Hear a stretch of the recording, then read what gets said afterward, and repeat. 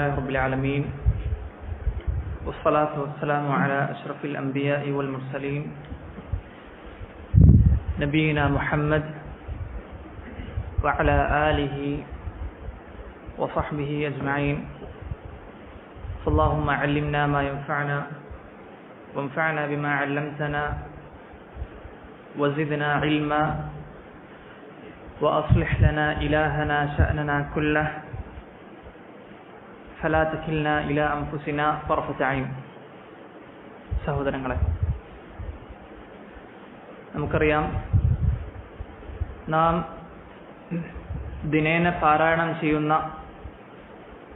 സുന്നത്ത് നമസ്കാരങ്ങളിലും അതുപോലെ എപ്പോഴും പാരായണം ചെയ്യുന്ന ചെറിയ സൂറത്തുകൾ, സൂറത്തുൽ ഫാത്തിഹ മുതൽ അതുപോലെ തന്നെ സൂറത്തുൽ ദുഹാക്ക് താഴത്തുള്ള സൂറത്തുകൾ, അതിൻ്റെ തഫ്സീറാണ് നാം പഠിക്കാൻ ഉദ്ദേശിക്കുന്നത്. കഴിഞ്ഞ ദർസിലുണ്ടായതുപോലെ തന്നെ തഫ്സീർ പഠനത്തിന് മുമ്പായി നമ്മൾ എന്ത് ചെയ്യും? ഖുർആൻ പാരായണം ചെയ്യാനും ശ്രമിക്കും. തെറ്റില്ലാതെ ഖുർആൻ പാരായണം ചെയ്യാനും ബിഇദ്നില്ലാ നമ്മൾ ശ്രമിക്കും. കഴിഞ്ഞ ദർസിൽ സൂറത്തുൽ ഫാത്തിഹ പാരായണം ചെയ്യാനും അതുപോലെ തന്നെ അതുമായി ബന്ധപ്പെട്ട തജ്വീദിന്റെ ചില നിയമങ്ങളും നമ്മൾ മനസ്സിലാക്കി. അതിന്റെ PDF നിങ്ങൾക്ക് അയച്ചിട്ടുണ്ട്, കണ്ടിട്ടുണ്ടോ? ഓക്കെ, അത് ഇവിടെയുള്ള ആളുകൾക്ക് അയച്ചു കൊടുത്തു ഇൻഷാ അല്ലാഹ്. അപ്പോൾ തജ്വീദിന്റെ ചില നിയമങ്ങൾ, അടിസ്ഥാനപരമായിട്ടുള്ള നൂനുസാക്കിന നിയമങ്ങൾ, മീമുസാക്കിനിന്റെ നിയമങ്ങൾ, തെൻവീന്റെ നിയമങ്ങൾ, ഇതൊക്കെ ചെറിയ രൂപത്തിൽ നമ്മൾ മനസ്സിലാക്കി. അതുപോലെ തന്നെ സൂറത്തുൽ ഫാത്തിഹയുടെ ചില പേരുകളാണ്. ഏതൊക്കെയാണ്? ഉമ്മുൽ ഖുർആൻ, ഉമ്മുൽ കിതാബ് എന്നിങ്ങനെ ചില പേരുകളും നാം മനസ്സിലാക്കി. കാരണം എന്താണ്? സൂറത്തുൽ ഫാത്തിഹയിൽ എല്ലാ സൂറത്തുകളുടെയും അതിന്റെ ഖുലാസ, ചുരുക്കം സൂറത്തുൽ ഫാത്തിഹയിലുണ്ട്. സുന്നത്തിന്റെ ചുരുക്കം ഹദീസു ജിബ്രീൽ ഉള്ളതുപോലെ സൂറത്തുൽ ഫാത്തിഹയിൽ എല്ലാ സൂറത്തുകളുടെയും ചുരുക്കമുണ്ട്. കാരണം എന്താണ്? അള്ളാഹു ഖുർആൻ ഇറക്കിയത് നുബുവത്ത്, നബി സല്ലല്ലാഹു അലൈഹി വസല്ലം നുബുവത്ത് സ്ഥിരീകരിക്കാനും തൗഹീദിനും അതുപോലെ തന്നെ ഖിയാമത്ത് നാള് സ്ഥിരീകരിക്കാനും ഒക്കെ വേണ്ടിയാണ്. ഈ കാര്യങ്ങളൊക്കെ ചുരുക്കി എന്തിൽ പറയുന്നുണ്ട്? സൂറത്തുൽ ഫാത്തിഹയിൽ പറയുന്നുണ്ട് എന്ന കാര്യം നാം കഴിഞ്ഞ ദർസിൽ മനസ്സിലാക്കി. ഇനി സൂറത്തുൽ ഫാത്തിഹയുടെ തഫ്സീറിലേക്ക് കടക്കുന്നതിന് മുമ്പായി, ഈ സൂറത്തുൽ ഫാത്തിഹ അത് മക്കിയാണോ മദനിയാണോ? എന്താണ് ഈ മക്കി മദനി എന്ന് പറഞ്ഞാൽ? നമുക്ക് തഫ്സീർ മനസ്സിലാക്കാൻ സഹായിക്കുന്ന ഒരു കാര്യമാണ് ഓരോ സൂറത്തും അത് മക്കിയാണോ മദനിയാണോ എന്ന് മനസ്സിലാക്കുക. ഈ സൂറത്ത് ഹിജ്റക്ക് മുമ്പ് അവതരിച്ച സൂറത്താണോ അതോ ഹിജ്റക്ക് ശേഷമാണോ ഈ സൂറത്ത് അവതരിച്ചത്? അതാണ് ചർച്ച. പണ്ഡിതന്മാർ പറയുന്നതായി കാണാം, ഈ സൂറത്ത് എന്താണ്? മക്കിയാണ്. ഈ സൂറത്ത് മക്കിയാണ്. അപ്പോൾ മക്കിയായ സൂറത്ത് എന്ന് പറയുമ്പോൾ ഇത് മനസ്സിലാക്കുന്നതോടുകൂടി നമുക്ക് ഏതൊക്കെയാണ് നാസിഖായത്, ഏതൊക്കെയാണ് മൻസൂഖായത് എന്ന് മനസ്സിലാക്കാൻ പറ്റും. എന്താണ് നാസിഖ് മൻസൂഖ് എന്ന് പറഞ്ഞാൽ? ശരീഅത്തിൽ, ദീൻ ഇസ്ലാമിൽ ചില നിയമങ്ങൾ അതെന്താണ്? ആദ്യഘട്ടത്തിൽ മാത്രമായിരിക്കും, പിന്നീട് അത് ഇല്ലാതായിട്ടുണ്ട്. അപ്പോൾ അവസാനമുണ്ടായ സൂറത്തായിരിക്കും, അതിലെ നിയമങ്ങളായിരിക്കും ശരീഅത്തിൽ ഉണ്ടാവുക. അപ്പോൾ അവസാനമുണ്ടായ സൂറത്തുകൾ അധികം നാസിഖായിരിക്കും, അതുള്ളതായിരിക്കും. ആദ്യ കാലഘട്ടത്തിലെ നിയമങ്ങൾ ഇല്ലാതായിരിക്കും. നമുക്കറിയാം, നബി സല്ലല്ലാഹു അലൈഹി വസല്ലമയോട് സംസാരിക്കുന്നതിന് മുമ്പായി ആദ്യ കാലഘട്ടത്തിൽ സദഖ ചെയ്യാൻ വേണ്ടി അല്ലാഹു സുബ്ഹാനഹു വ തആല കൽപ്പിച്ചിരുന്നു. സൂറത്ത് മുജാദലയിൽ കാണാം. പിന്നീട് ആ നിയമം ഉണ്ടായിട്ടില്ല. അപ്പോൾ ആദ്യ കാലഘട്ടത്തിൽ ആ ഒരു നിയമം മൻസൂഖായി, പിന്നീടില്ല. അതാണ് ഈ മക്കി മദനിയൊക്കെ മനസ്സിലാക്കുന്നതിന്റെ ഫായിദ, ഉപകാരം. അതുപോലെ തന്നെ തഫ്സീർ മനസ്സിലാക്കാനും ഇത് എവിടെ ഇറങ്ങിയതാണ്. കാരണം മക്കയിൽ ഇറങ്ങിയ അല്ലെങ്കിൽ ആദ്യ കാലഘട്ടത്തിൽ ഇറങ്ങിയ സൂറത്തുകൾ നാം ശ്രദ്ധിച്ചു നോക്കുകയാണെങ്കിൽ അതിൽ സബറിന്റെ ആയത്തുകൾ ഉണ്ടാകും.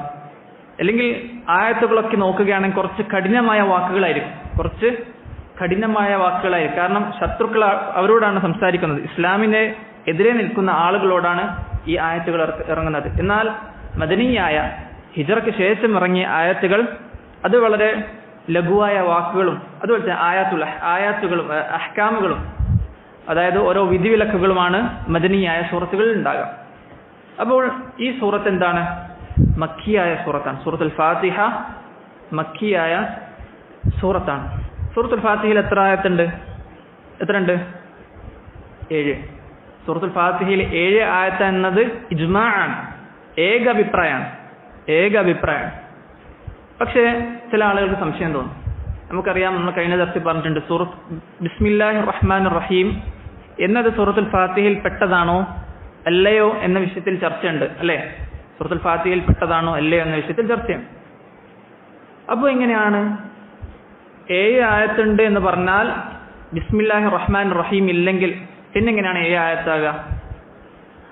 ബിസ്മില്ലാഹിർ റഹ്മാനിർ റഹീം സൂറത്തുൽ ഫാത്തിഹയിൽ പെട്ടതല്ല എന്ന് പറയുന്ന പണ്ഡിതന്മാർ അവർ വിശദീകരിക്കുകയാണ്, ഇഹ്ദിനസ് സിറാത്തൽ മുസ്തഖീം സിറാത്തൽ ലദീന അൻഅംത അലൈഹിം. ഇവിടെ സിറാത്തൽ ലദീന അൻഅംത അലൈഹിം എന്നതൊരു ആയത്തായിട്ട് അവർ കണക്കുകൂട്ടും. ബിസ്മില്ലാഹിർ റഹ്മാനിർ റഹീം സൂറത്തുൽ ഫാത്തിഹയിൽ പെട്ടതല്ല എന്ന് പറയുന്ന പണ്ഡിതന്മാർ അവർ പറഞ്ഞു സിറാത്തൽ ലദീന അൻഅംത അലൈഹിം എന്നത് ഒരു ആയത്താണ്, ഗൈറിൽ മഗ്ദൂബി അലൈഹിം വലദ്ദാല്ലീൻ എന്നത് മറ്റൊരു ആയത്താണ്. അങ്ങനെ കണക്കുകൂട്ടും. അതുപോലെ തന്നെ ബിസ്മില്ലാഹിർ റഹ്മാനിർ റഹീം എന്നത് സൂറത്തുൽ ഫാത്തിഹയിലെ ആയത്താണെന്ന് പറഞ്ഞ പണ്ഡിതന്മാരുമുണ്ട്. ഏകദേശം 10ഓളം അഭിപ്രായം ഈ വിഷയത്തിൽ വന്നിട്ടുണ്ട്. സൂറത്തുൽ ഫാത്തിഹ ബിസ്മില്ലാഹിർ റഹ്മാനിർ റഹീം സൂറത്തുൽ ഫാത്തിഹയിൽ പെട്ടതാണോ അല്ലയോ എന്നൊരു ചർച്ച. ഉദാഹരണത്തിന് നമുക്ക് കാണാം, ചില പണ്ഡിതന്മാർ പറഞ്ഞു ഇത് സൂറത്തുൽ ഫാത്തിഹയിലെ ആയത്തല്ല, മറിച്ച് ഖുർആനിലെ ആയത്ത് പോലുമല്ല. അതെന്താണ്? ഒരു ദിക്ർ മാത്രമാണ്. എല്ലാ സൂറത്തിനും തുടക്കത്തിലുള്ള ഒരു ദിക്ർ മാത്രമാണ്. ഇതാണ് മാലിക്കി മദ്ഹബിലും ഹനഫി മദ്ഹബിലും ഒക്കെ കാണാൻ സാധിക്കുന്നത്. എന്നാൽ ഷാഫിഈ മദ്ഹബിൽ കാണാം ഇത് സൂറത്തുൽ ഫാത്തിഹയിലെ ആയത്താണ്. ബിസ്മില്ലാഹിർ റഹ്മാനിർ റഹീം എന്നത് സൂറത്തുൽ ഫാത്തിഹയിലെ ആയത്താണ്. ആദ്യം പറഞ്ഞ ഖുർആനിലെ ആയത്ത് തന്നെ അല്ല എന്ന രൂപത്തിലാണ് ആ അഭിപ്രായം. എന്നാൽ ശരിയായ അഭിപ്രായം എന്താണ്?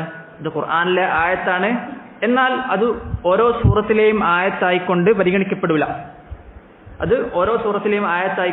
പരിഗണിക്കപ്പെടില്ല. മറിച്ച് എന്താണ്? അത് മുസ്തഖിലായ ഒരു പ്രത്യേകമായ വേറെ തന്നെ ഒരു ആയത്താണ്. എന്തുകൊണ്ട് ആയത്താണെന്ന് പറഞ്ഞു? കാരണം നമുക്കറിയാം, ഖുർആൻ ക്രോഡീകരിച്ചപ്പോൾ ആ സമയത്ത് സഹാബത്ത് ആയത്തല്ലാത്ത ഒന്നും തന്നെ ഖുർആനിൽ ഉൾപ്പെടുത്തിയിട്ടില്ല. തഫ്സീറുകളോ അതുപോലുള്ള കാര്യങ്ങളൊന്നും സഹാബത്ത് ഖുർആനിൽ കൊണ്ടുവന്നിട്ടില്ല. അപ്പോൾ അവർ പറഞ്ഞു വലാ നക്തുബു ഇല്ലൽ ഖുർആൻ അല്ലാതെ നമ്മൾ ഇതിൽ എഴുതൂല. അപ്പോൾ ബിസ്മില്ലാഹിർ റഹ്മാനിർ റഹീം അവർ സൂറത്തുൽ ഫാത്തിഹ എഴുതിയിട്ടുണ്ടെങ്കിൽ അതെന്താണ്? അത് ഖുർആനിലെ ആയത്താണ്. എല്ലാ സൂറത്തിലും മുമ്പായി നമ്മൾ ബിസ്മില്ലാഹിർ റഹ്മാനിർ റഹീം എന്ന് പാരായണം ചെയ്യണം. ഏത് സൂറത്തിലൊഴികെ? സൂറത്തു ബറാഅ, അതായത് സൂറത്തു അത്തൗബ.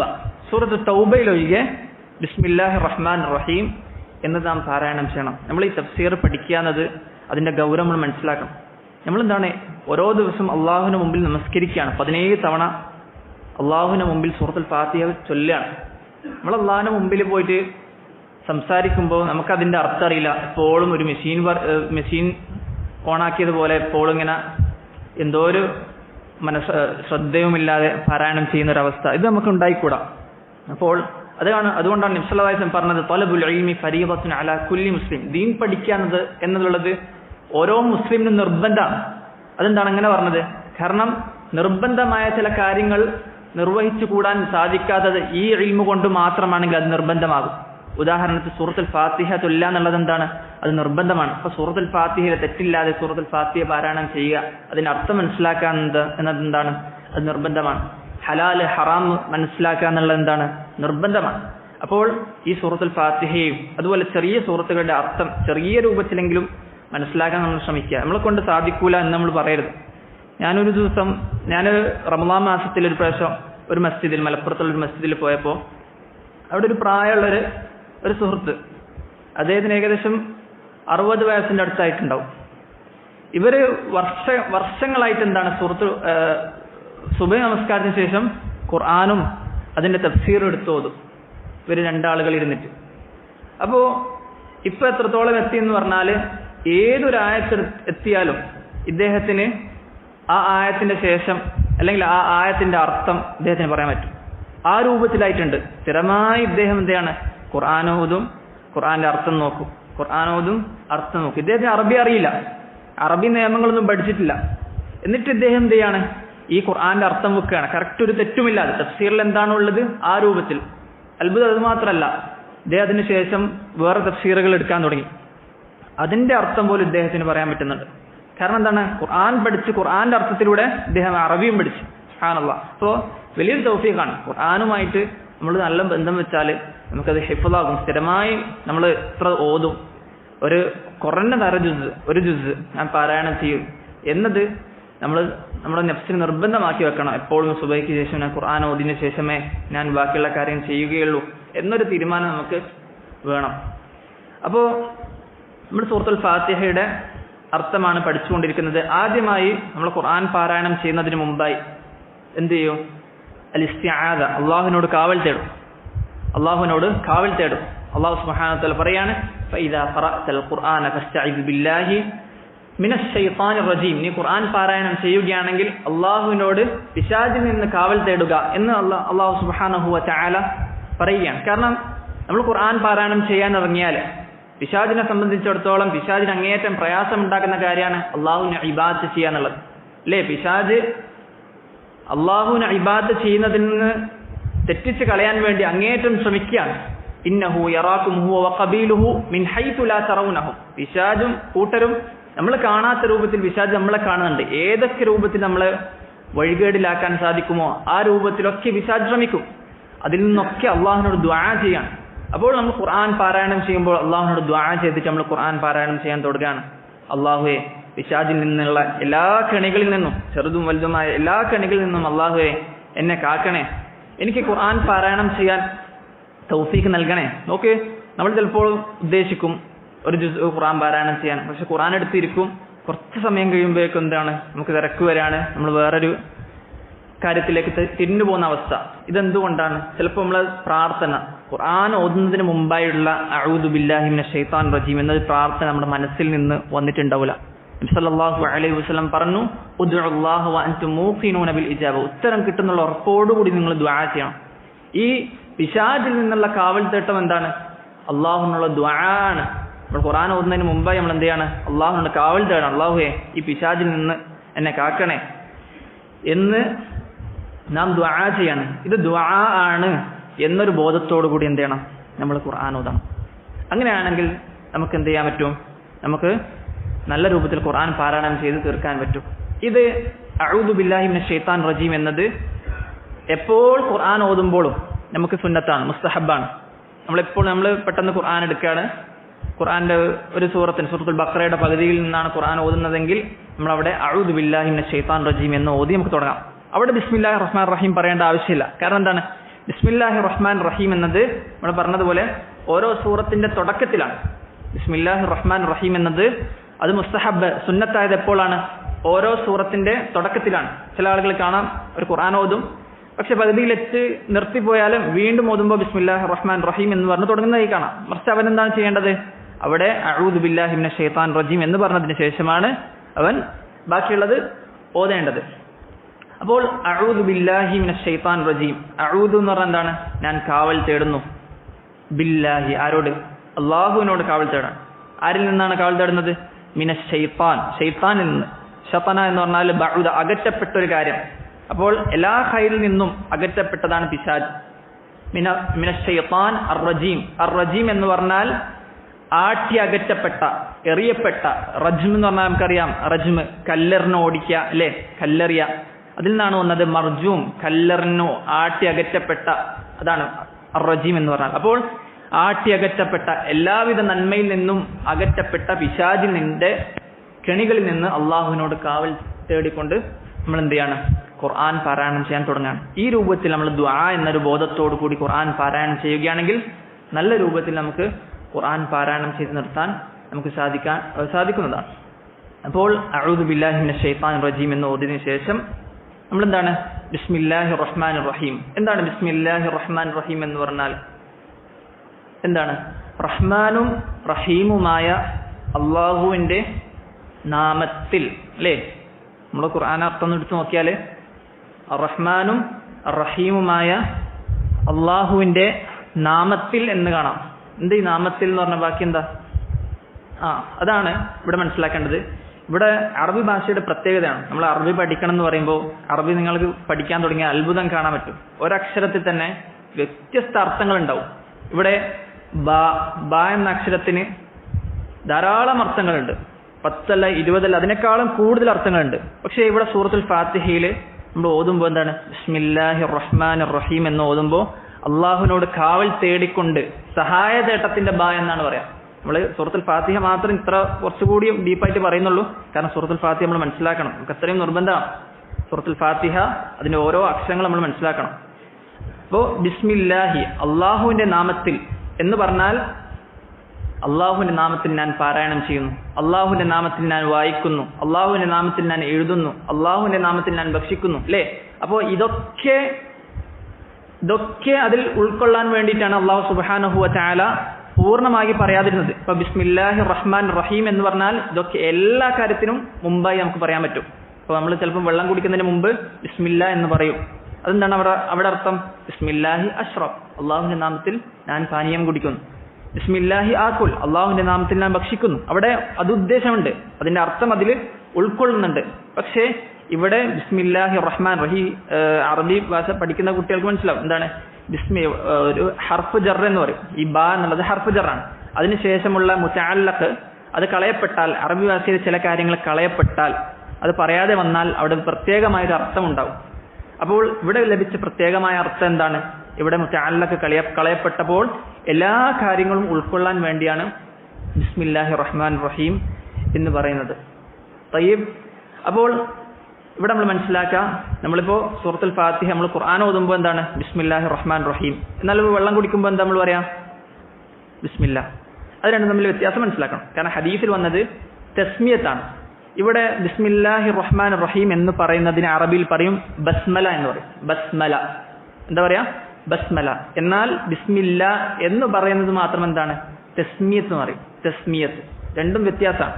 അതുകൊണ്ടാണ് നബി സല്ലല്ലാഹു അലൈഹി വസല്ലം ഒരു കുട്ടിയോട് പറഞ്ഞത്, യാ ഗുലാം സമ്മില്ല, നീ എന്ത് ചെയ്യണം? ബിസ്മില്ല ചൊല്ലണം, ബിസ്മില്ലാഹിർ റഹ്മാൻ റഹീം ചൊല്ലണം എന്നല്ല പറഞ്ഞത്. ഭക്ഷണം കഴിക്കുമ്പോൾ ബിസ്മില്ല സമ്മില്ല എന്നാണ് പറഞ്ഞത്. ചില ആളുകളെ കാണാം നല്ലതല്ലേ എന്ന് പറഞ്ഞ് അവരെന്ത് ചെയ്യും? വെള്ളം കുടിക്കുമ്പോഴും ഭക്ഷണം കഴിക്കുമ്പോഴും ഒക്കെ ബിസ്മില്ലാഹിർ റഹ്മാൻ റഹീം എന്ന് പറയുന്നത് കാണാം. അത് ശരിയല്ല. മറിച്ച് എന്താണ് സുന്നത്തിൽ എന്താണ് വന്നത്? സുന്നത്തിൽ ബിസ്മില്ല എന്ന് ചൊല്ലലാണ്. എന്നാൽ ഖുർആൻ പാരായണം ചെയ്യുമ്പോഴോ അത് ബിസ്മില്ലാഹിർ റഹ്മാൻ അർ റഹീം എന്നത് തന്നെ വന്നിട്ടുണ്ട്. നമ്മളിവിടെ പറഞ്ഞു, ഇവിടെ ബ എന്നത് ബിസ്മില്ലാഹിന്റെ ബ എന്താണ്? സഹായ തേട്ടത്തിന്റെ ബ ആണ്. അപ്പൊ നമ്മൾ ഖുർആൻ ഓതുമ്പോഴും ഒക്കെ എന്താണ്? അള്ളാഹുവിനോട് കാവൽ തേടിക്കൊണ്ട്, അള്ളാഹുവിനോട് സഹായം തേടിക്കൊണ്ട് നമ്മൾ ഓതാൻ പാരായണം ചെയ്യാൻ തുടങ്ങുകയാണ്. ഇനിയാണ് സൂറത്തുൽ ഫാത്തിഹയുടെ തുടക്കം. നമ്മൾ കഴിഞ്ഞ ദിവസം ഹദീസിൽ പറഞ്ഞിട്ടുണ്ട്, ഒരടിമ അൽഹംദുലില്ലാഹി റബ്ബിൽ ആലമീൻ എന്ന് പറഞ്ഞു കഴിഞ്ഞാൽ അള്ളാഹു എന്തുത്തരം കൊടുക്കും? ഹമിദനി അബ്ദി, എൻ്റെ അടിമ എന്നെ സ്തുതിച്ചിരിക്കുന്നു. വഇദാ ഖാല അർ-റഹ്മാൻ റഹീം, അർ-റഹ്മാൻ റഹീം എന്ന് പറഞ്ഞാൽ എൻ്റെ അടിമ എന്നെ വാഴ്ത്തിയിരിക്കുന്നു. വഇദാ ഖാല മാലിക് യൗമിദ്ദീൻ എന്ന് പറഞ്ഞാൽ മജ്ജദനി അബ്ദി, എൻ്റെ അടിമ എന്നെ പുകഴ്ത്തിയിരിക്കുന്നു എന്ന് റബ്ബ് സുബ്ഹാനഹു വ തആല നമസ്കരിക്കുമ്പോൾ നമുക്ക് മറുപടി നൽകും എന്നൊരു കാര്യം നമ്മൾ മനസ്സിലാക്കിയിട്ടുണ്ട് കഴിഞ്ഞ ദിവസത്തിൽ. ഇതൊക്കെ നമ്മുടെ മനസ്സിൽ വരണം. അപ്പോൾ അൽഹംദുലില്ലാഹി റബ്ബിൽ ആലമീൻ, അള്ളാഹുവിന്റെ ഈ സ്തുതിക്കുന്ന ഈ വാക്ക് അൽഹംദ്, ഹംദ് എന്ന് പറഞ്ഞാൽ എന്താ? ഹംദ് എന്ന് പറഞ്ഞാൽ എന്താ? സ്തുതി. നമ്മൾ മലയാളത്തിൽ സ്തുതി, നമ്മൾ മലയാളത്തിൽ നമ്മൾ പറയുമ്പോൾ സ്തുതിക്കുന്ന എന്ന് പറയല്ലേ. എന്താ അതിന്റെ അർത്ഥം വരുന്നത്? ഹംദ് അറബിയിൽ സന എന്ന് പറഞ്ഞാൽ പുകഴ്ത്തുക എന്നർത്ഥമുണ്ട്. അതുപോലെ തന്നെ പല വാക്കുകളുണ്ട്. പക്ഷേ ഹംദ് എന്ന വാക്കിന് പ്രത്യേകത എന്ന് പറഞ്ഞാൽ ഹംദ് എന്തായിരിക്കും? നല്ല സ്നേഹത്തോടു കൂടിയായിരിക്കും ഈ ഹംദ് ഉണ്ടാകുക. അതുകൊണ്ട് തന്നെ ഖുർആനിൽ ഹംദ് എന്നുള്ള വാക്ക് അതെവിടെ ഉപയോഗിച്ചിട്ടുണ്ടോ അതൊക്കെ എന്താണ്? അള്ളാഹുവിന്റെ വിഷയത്തിൽ മാത്രമായിരിക്കും.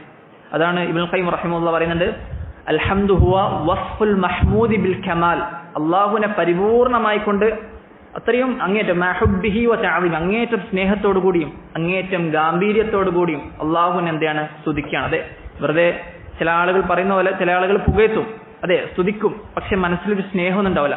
അതാണ് അറബി ഭാഷയിൽ എന്ത് പറയാ? മദ്ഹ് എന്ന് പറയാം, പുകഴ്ത്തുക എന്ന് പറയാം. വ്യത്യാസം എന്താ? അത് സ്നേഹമൊന്നുമില്ലാതെ രാജാക്കന്മാരുടെ അടുക്കലൊക്കെ പോയിട്ട് അവരുടെ സമ്പത്തൊക്കെ കിട്ടാൻ വേണ്ടി രാജാക്കന്മാർ പുകഴ്ത്തി പറയും. ഇതിന് ഹംദ് എന്ന് പറയില്ല. അറബി ഭാഷയിൽ ഹംദ് എന്ന് പറയണമെങ്കിൽ അത് അങ്ങേയറ്റം സ്നേഹത്തോടു കൂടി ആയിരിക്കണം. അതാണ് നമ്മൾ പറഞ്ഞത്. ഖുർആനിൽ ഒരു ആയത്താണ് അൽഹംദുലില്ലാഹില്ലദീ അൻസല അലാ അബ്ദിഹിൽ കിതാബ്. അതെ, തന്റെ അടിമക്ക് കിതാബ് ഇറക്കി കൊടുത്ത അള്ളാഹുവിനാകുന്ന സർവസ്തുതി.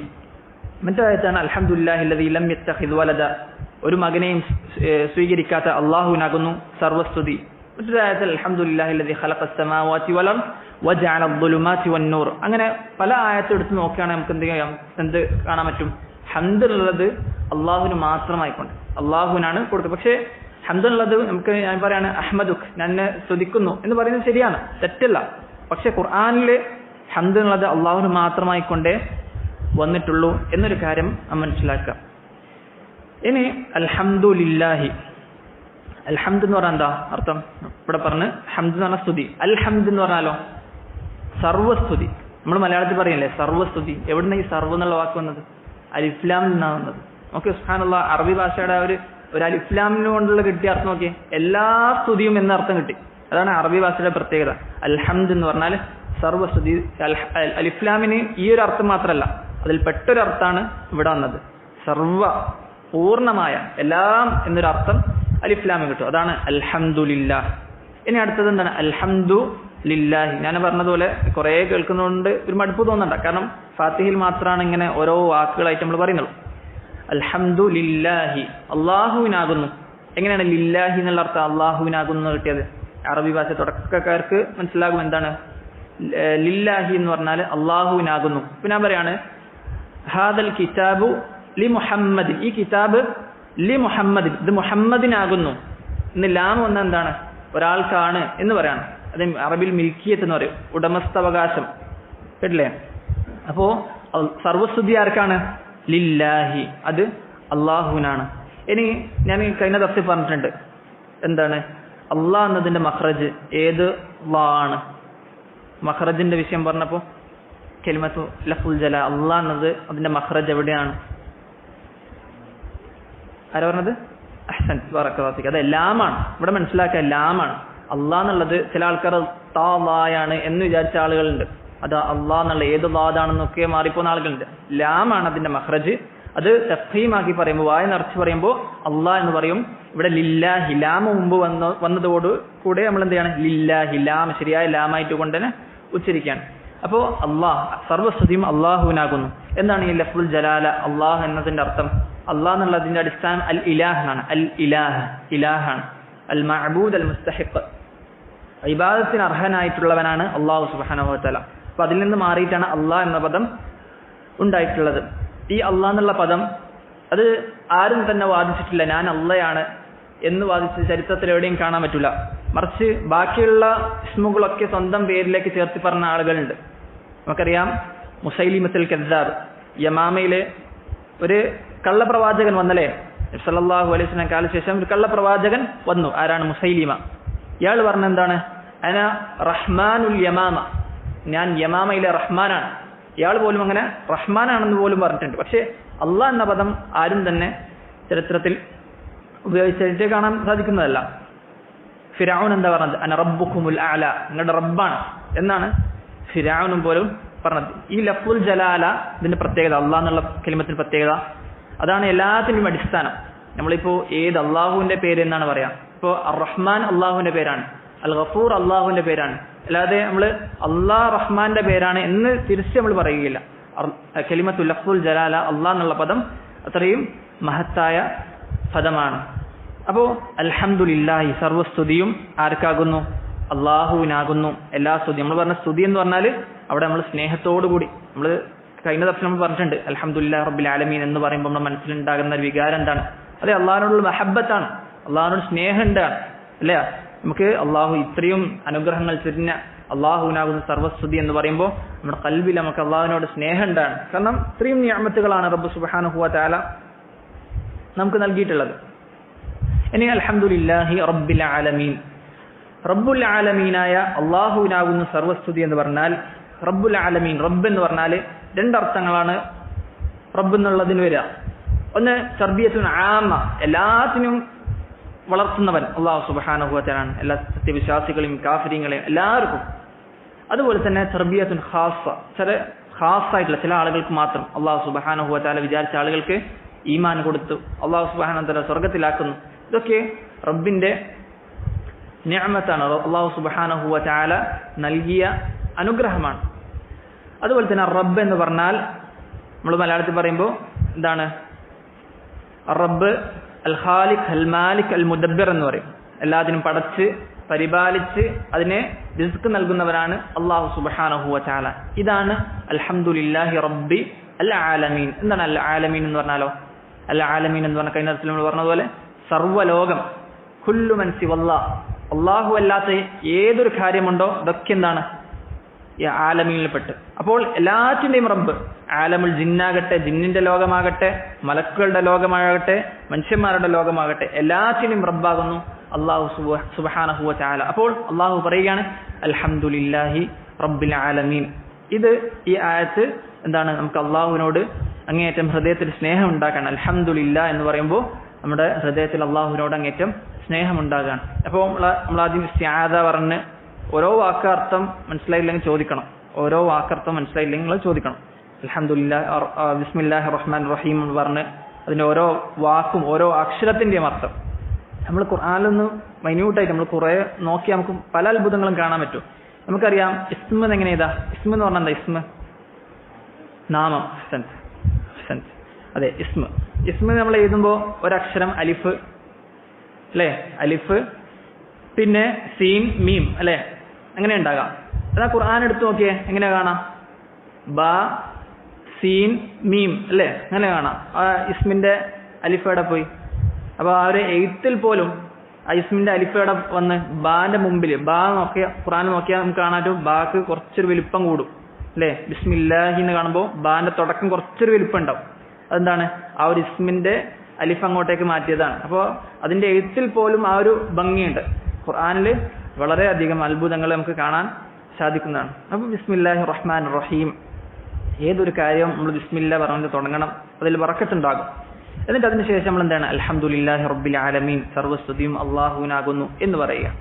ഇനി അർ റഹ്മാൻ അർ റഹീം. അർ റഹ്മാൻ അർ റഹീം ആദ്യത്തെ ആയത്തിൽ അള്ളാഹുവിന്റെ 2 നാമങ്ങൾ പറഞ്ഞിട്ടുണ്ട്. ഏതൊക്കെയാണ്? ഒന്ന് അള്ളാഹ്,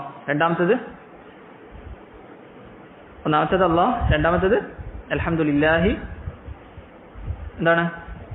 റബ്ബ്. അള്ളാഹുവിന്റെ രണ്ടാമത്തെ നാമവും അതിൽ പറഞ്ഞിട്ടുണ്ട്. ഇനി മൂന്നാമത്തെ നാമമാണ്, 4ാമത്തെ നാമമാണ് ഈ ആയത്തിൽ പറയുന്നത്. 3ഉം 4ഉം അർ റഹ്മാൻ അർ റഹീം. അർ റഹ്മാൻ അർ റഹീം മലയാളത്തിൽ പരമകാരുണികനും കരുണാനിധിയും ഒക്കെ പറയും. പക്ഷെ പല ആളുകൾക്കും അതിന്റെ വ്യത്യാസം അറിയില്ല. അർ റഹ്മാൻ എന്ന് പറഞ്ഞാൽ എല്ലാറ്റിനും റഹ്മത്തുള്ളവനാണ് അല്ലാഹു സുബ്ഹാനഹു വ തആല. എല്ലാവർക്കും റഹ്മത്ത് ചൊരിഞ്ഞിട്ടുണ്ട് അല്ലേ? അള്ളാഹുവിനനുസരിച്ച് ജീവിക്കുന്ന ആളുകൾക്കും റഹ്മത്തുണ്ട്. അള്ളാഹുവിനെ ധിക്കരിച്ച് ജീവിക്കുന്ന ആളുകൾക്കും റഹ്മത്തുണ്ട്. അല്ലാഹു സുബ്ഹാനഹു വ തആല എല്ലാ മുസ്ലിമിനും കാഫിറിനും എല്ലാവർക്കും ഭക്ഷണം കൊടുക്കുന്നുണ്ട്, എല്ലാവർക്കും റിസ്ക് കൊടുക്കുന്നുണ്ട്. ഇതൊക്കെ എന്താണ്? അള്ളാഹുവിന്റെ റഹ്മത്താണ്. നമുക്ക് സുബ്ഹാനല്ലാഹ് മനുഷ്യന്മാരുടെ അവസ്ഥ എടുത്ത് നോക്കിയേ. അവരെ ധിക്കരിക്കുന്ന ആളുകളെ, അവനെ ഞാൻ പറഞ്ഞ് കേൾക്കുന്നില്ല അതുകൊണ്ട് ഞാൻ കൊടുക്കൂല, ഇതാണ് മനുഷ്യന്മാരുടെ അവസ്ഥ. എന്നാൽ അള്ളാഹു അങ്ങനെയല്ല. അള്ളാഹുവിന്റെ റഹ്മത്തിൽപ്പെട്ടതാണ് അള്ളാഹു എല്ലാവർക്കും. അള്ളാഹു സുബ്ഹാനഹു വ തആല പറഞ്ഞതുപോലെ വസിഅത് റഹ്മതി കുല്ല ഷൈ, എല്ലാത്തിനും അള്ളാഹുവിന്റെ റഹ്മത്തുണ്ട് അല്ലേ? ഏത് മൃഗങ്ങൾ എടുത്തു നോക്കിയാൽ പോലും മൃഗങ്ങൾക്ക് അവരുടെ കുട്ടികളോട് റഹ്മത്ത്, ഏതൊരു കാര്യം എടുത്തു നോക്കിയാലും അവർക്ക് പരസ്പരം റഹ്മത്തുണ്ട്. എന്നാൽ ഇതൊക്കെ അള്ളാഹു സുബ്ഹാനഹു വ തആല കൊടുത്ത റഹ്മത്തിൽപ്പെട്ടതാണ്. അള്ളാഹു കൊടുത്ത റഹ്മത്തിൽപ്പെട്ടതാണ്. എന്നാൽ റഹ്മാൻ എന്ന് പറഞ്ഞതിന്റെ അർത്ഥം എന്താണ്? വിശാലമായ റഹ്മത്തുള്ളവൻ, വിശാലമായ റഹ്മത്തുള്ളവൻ എന്നാണ് അർത്ഥം. എന്നാൽ അർ റഹീം എന്ന് പറഞ്ഞാലോ? റഹീം എന്ന് പറഞ്ഞാലോ അള്ളാഹുവിന്റെ നാമങ്ങൾ ചിലത് അള്ളാഹുവിലുള്ളതുണ്ട്, മറ്റു ചിലത് സിഫ ഫിഅലിയ എന്ന് പറയും. അള്ളാഹു പടപ്പുകൾക്ക് ചൊരിയുന്നതുണ്ട്. റഹീം എന്നുള്ളത് അള്ളാഹു സത്യവിശ്വാസികളായ ഈമാനുള്ള ആളുകൾക്ക് മാത്രം ചൊരിയുന്നൊരു റഹ്മത്താണ്. എന്താണ്? നാളെ പരലോകത്ത് അള്ളാഹു സുബ്ഹാനഹു വ തആലയെ കണ്ടുമുട്ടാനുള്ള തൗഫീഖ്, സ്വർഗം ലഭിക്കും. അള്ളാഹു സുബ്ഹാനഹു വ തആല ശിക്ഷയിൽ നിന്ന് അവരെ രക്ഷപ്പെടുത്തും, ഈമാനുള്ള ആളുകളെ.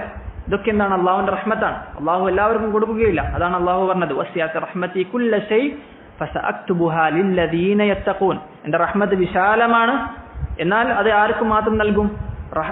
തഖ്വ ഉള്ള ആളുകൾക്ക് മാത്രം നൽകും. എന്താണ് അതിന്റെ അർത്ഥം?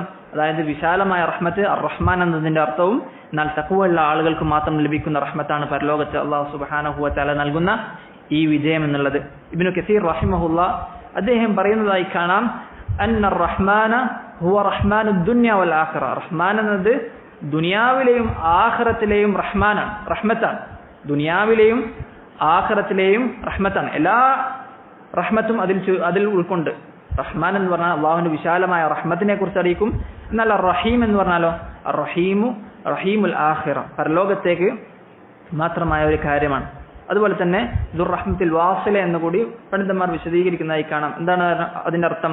അതായത് പടപ്പുകൾക്ക് ചൊരിയുന്ന റഹ്മത്ത്. അതാണ് അള്ളാഹു പറഞ്ഞത് വകാന ബിൽ മുഅ്മിനീന, അള്ളാഹു സത്യവിശ്വാസികൾക്കാരാണ് റഹീമാണ്, അള്ളാഹു അങ്ങേറ്റം റഹ്മത്ത് ചൊരിയുന്നവനാണ് എന്ന് അള്ളാഹു സുബ്ഹാനഹു വ തആല പറഞ്ഞതായി കാണാം. നമുക്കറിയാം നമ്മുടെ ഈ റഹ്മാൻ റഹീം എന്ന് പറയുമ്പോൾ നമ്മുടെ മനസ്സിലെന്താണ്? അള്ളാഹുവിനോട് അങ്ങേറ്റം പ്രതീക്ഷ ഉണ്ടാകുക, ഹൃദയത്തിൽ അങ്ങേറ്റം പ്രതീക്ഷ നൽകുകയാണ്.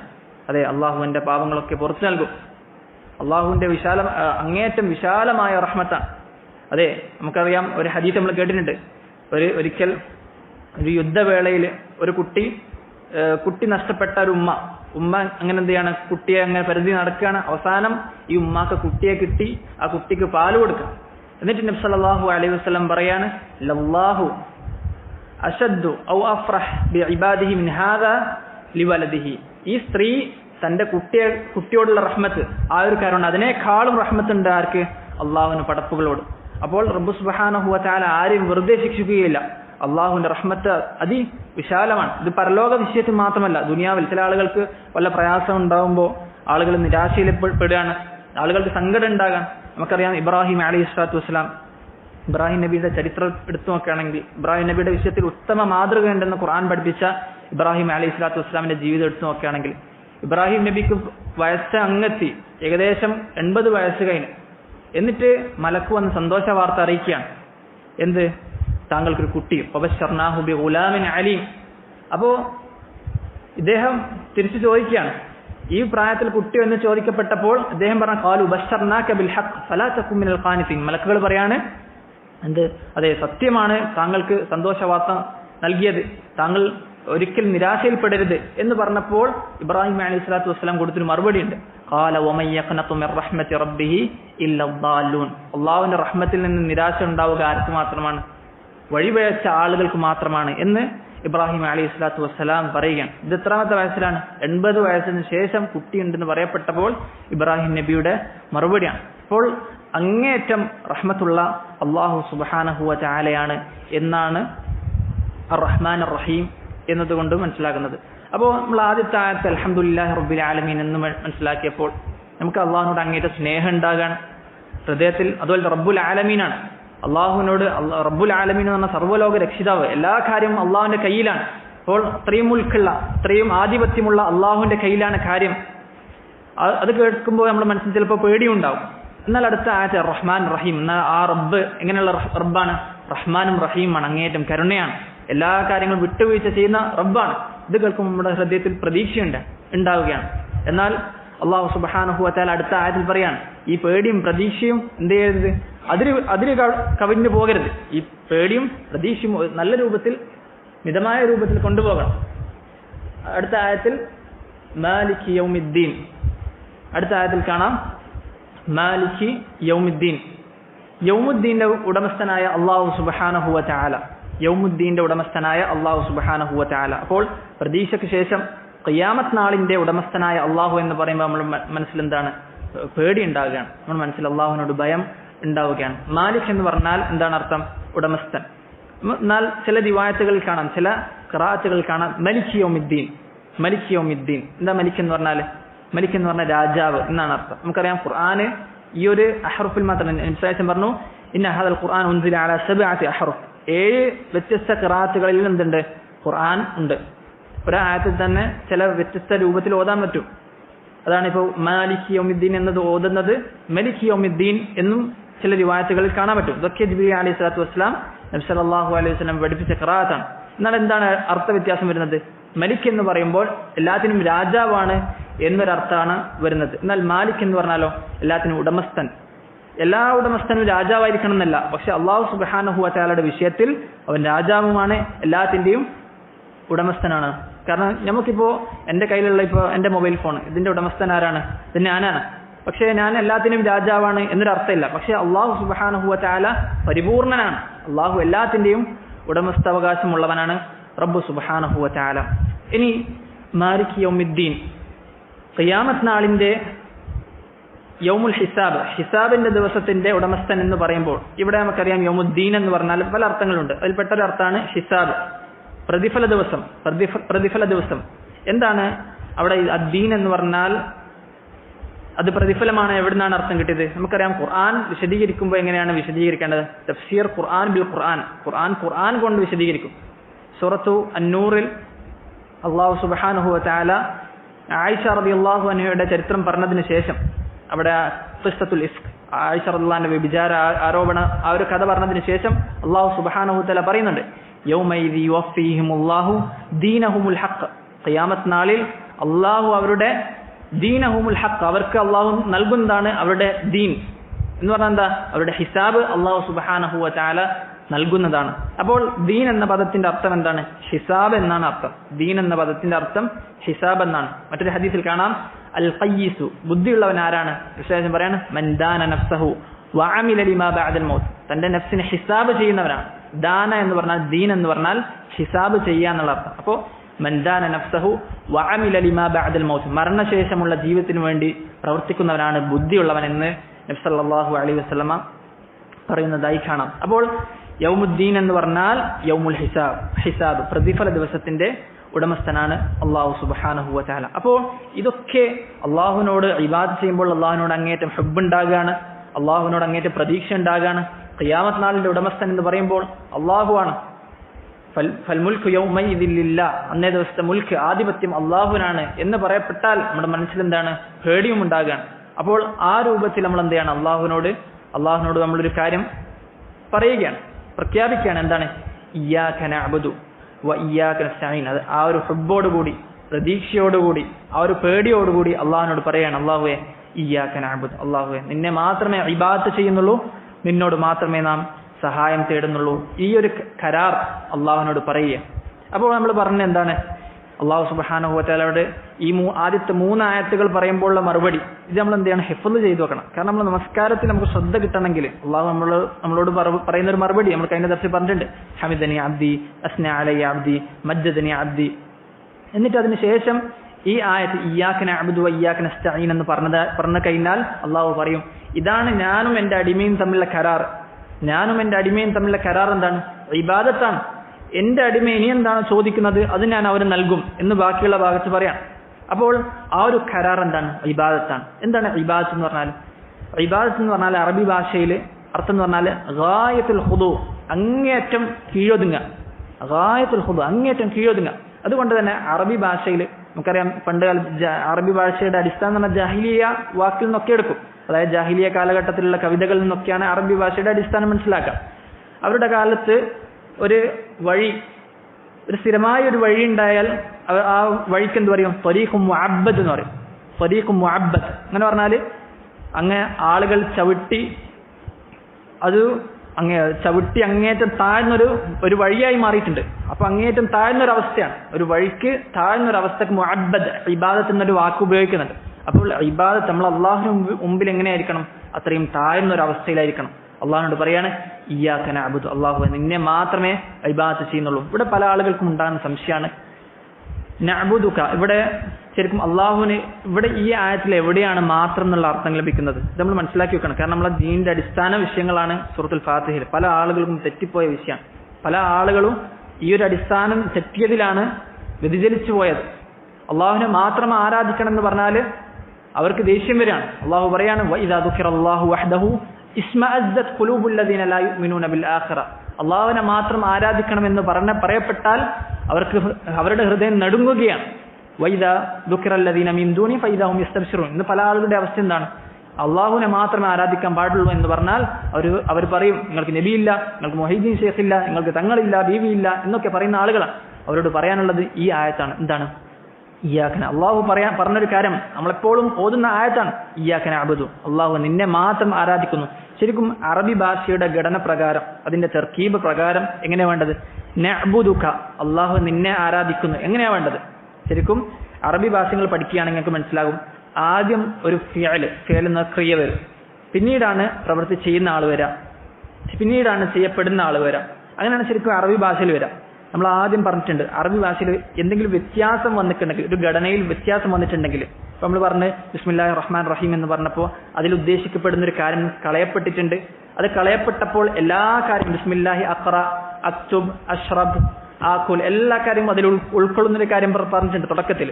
അതായത് കളയപ്പെട്ടപ്പോൾ അങ്ങനെ വിശാലമായ അർത്ഥം കിട്ടി. ഈ ആയത്തിൽ എന്താണ് ഇയ്യാക നഅ്ബുദു, ശരിക്കും തുടക്കത്തിൽ വരേണ്ട ഒരു കാര്യം അവസാനം വരെയാണ്. നിന്നെ എന്നുള്ള വാക്ക് മുമ്പിൽ വന്നു.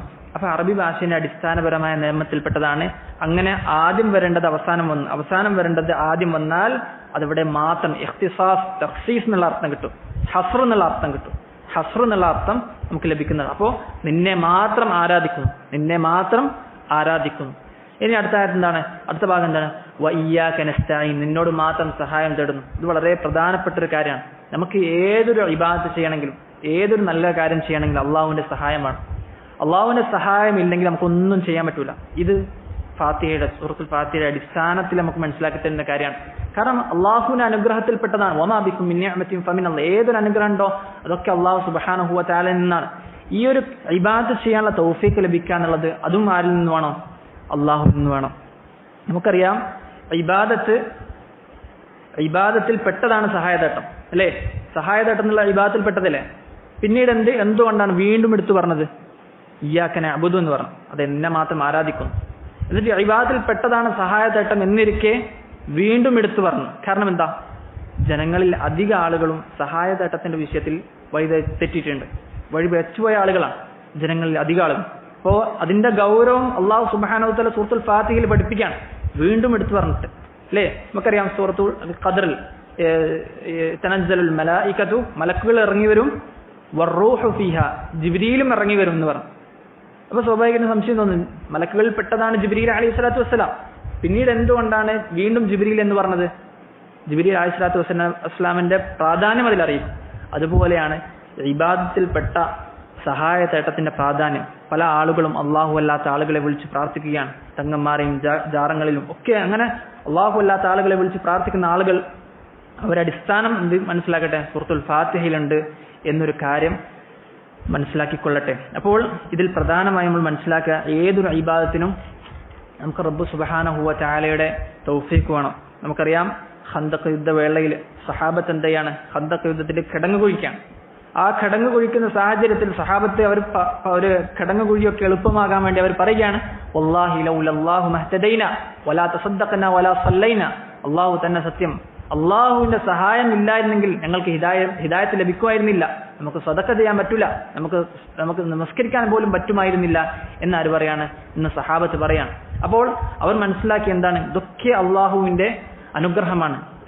ഏതൊരു ഇബാദത്ത് ചെയ്യണമെങ്കിലും റബ്ബ് സുബ്ഹാനഹു വ തആലയുടെ തൗഫീഖ് വേണം എന്നൊരു കാര്യം നമ്മൾ മനസ്സിലാക്കുക. ഈ ഒരു അടിസ്ഥാനം നമ്മൾ എന്ത് ചെയ്യണം? നമ്മുടെ മനസ്സിൽ കൊത്തിവെക്കണം. അപ്പോൾ നമ്മളിതൊക്കെ ആദ്യം അള്ളാഹുവിനോട് അങ്ങേറ്റം സ്നേഹമുണ്ടെന്ന് നമ്മൾ പ്രഖ്യാപിച്ച്, നമ്മൾ അങ്ങേറ്റ പ്രതീക്ഷയോടുകൂടി അള്ളാഹുവിനോട് ഭയപ്പാടോടുകൂടി ഞാൻ ഈ രൂപത്തിൽ ജീവിച്ചാൽ പോരാ, അള്ളാഹു നാളെ പരലോകത്ത് എനിക്ക് ശിക്ഷയുണ്ട്, അല്ലേ? നമ്മൾ ദുനിയാവിൽ തന്നെ നമ്മളൊരു കാര്യം, ഒരു ജോലി ചെയ്യുകയാണെങ്കിൽ അത് ഇന്നേ ജോലിക്ക് ഇന്നേ സാലറിയാണ് എന്ന് പറയപ്പെട്ടാൽ ആളുകൾ എന്ത് ചെയ്യും? നല്ല രൂപത്തിൽ, ഇപ്പോൾ ഒരു മണിക്കൂറുള്ള ജോലിക്ക് 1,00,000 രൂപ ലഭിക്കും എന്ന് പറഞ്ഞാൽ അവനെ സംബന്ധിച്ചിടത്തോളം ആ ജോലി ചെയ്യാൻ എന്താണ്? വളരെ എളുപ്പമായിരിക്കും, വളരെ ഉത്സാഹമായിരിക്കും. ഇതെന്താണ്? കാരണം അതിന്റെ സവാബ്, അതിന്റെ പ്രതിഫലം അവൻ മനസ്സിലാക്കിയിട്ടുണ്ട്. അതുപോലെയാണ് നമുക്ക് അള്ളാഹുവിൽ നിന്ന് പ്രതിഫലമുണ്ട് എന്നൊരു കാര്യം നമ്മൾ മനസ്സിലാക്കുകയാണ്. ഞാൻ ഈ നമസ്കരിക്കുമ്പോൾ, ഞാൻ ഈ ഫാത്തിഹ ചൊല്ലുമ്പോൾ എനിക്ക് അള്ളാഹുവിന് പ്രതിഫലമുണ്ട്, റഹ്മാൻ റഹീം. കാരണം എന്താണ്? അള്ളാഹുവിന്റെ റഹ്മത്ത് അതിവിശാലമാണ്. എന്നാൽ നമ്മൾ ദുനിയാവിന്റെ വിഷയത്തിൽ ഒരു കുറ്റം ചെയ്താൽ നമുക്ക് ശിക്ഷയുണ്ട്. നമ്മൾ റോഡിൽ പോകുമ്പോൾ പോലും, നമ്മളിപ്പോൾ പോലീസിന്റെ മുമ്പിൽ വെച്ച് നമ്മളിപ്പോൾ ഹെൽമെറ്റ് ഇല്ലാതെ യാത്ര ചെയ്യാണ്. അപ്പോൾ ഹെൽമെറ്റ് ഇല്ലാതെ നമ്മൾ വണ്ടി ഓടിച്ചാൽ നമുക്ക് കുറ്റം കിട്ടുന്നൊരു കാര്യം മനസ്സിലാക്കി അവൻ എന്ത് ചെയ്യും? ഹെൽമെറ്റ് ധരിക്കും, കാരണം ശിക്ഷയുണ്ടെന്ന് മനസ്സിലാക്കുകയാണ്. അപ്പോൾ അവരെന്ത് ചെയ്യാൻ? സൂക്ഷിച്ച് അവിടെ ശ്രദ്ധിക്കണം. ദുനിയാവിന്റെ വിഷയത്തിൽ ഇങ്ങനെയാണെങ്കിൽ പരലോകത്തിന്റെ വിഷയത്തിൽ അള്ളാഹു സുബ്ഹാനഹു വ തആല മാലിക് യൗമിദ്ദീൻ, അള്ളാഹു ഹിസാബ് ചെയ്യും എന്നൊരു കാര്യം മനസ്സിലാക്കിയ ഒരടിമ ഏത് രൂപത്തിലായിരിക്കും? അതൊക്കെ അള്ളാഹുവിന്റെ മുമ്പിൽ നമ്മൾ പ്രഖ്യാപിക്കുകയാണ്. മാലിക് യൗമിദ്ദീൻ, അതെ, ഖിയാമത്ത് നാളിന്റെ ഉടമസ്ഥൻ. എന്നിട്ട് പറയാണ് ഇയ്യാക നഅ്ബുദു വ ഇയ്യാക നസ്തഈൻ. ഇതൊക്കെ പറഞ്ഞതിന് ശേഷം അള്ളാഹുവിനോടുള്ള കരാർ നമ്മൾ വെക്കണം. അതെ, അള്ളാഹു നിന്നെ മാത്രമേ ആരാധിക്കുകയുള്ളൂ, നിന്നോട് മാത്രമേ സഹായം തേടുകയുള്ളൂ. ഇത് രണ്ടും തമ്മിലുള്ള രണ്ട് വ്യത്യാസങ്ങൾ പറഞ്ഞിട്ടുണ്ട്. ഇബാദത്ത് പറഞ്ഞു, പിന്നീട് ഇസ്തിആനത്ത് സഹായത്തേട്ടം പറയാനുള്ള കാരണം സഹായത്തേട്ടത്തിന്റെ വിഷയത്തിൽ അധിക ആളുകളും തെറ്റിപ്പോയിട്ടുണ്ട്.